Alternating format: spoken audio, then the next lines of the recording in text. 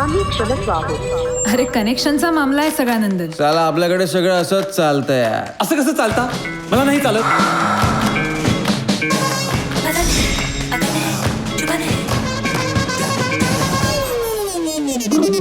नक्की मुलीचं प्रकरण असणार.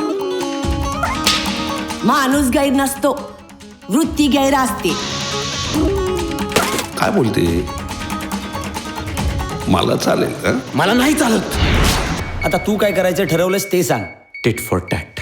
आधी स्वतःचं ढुंगण धुवायच्या लायकीचं हो, मग पाहू पण टिटचं का करायचं ते. आधीच टॅट झालेत.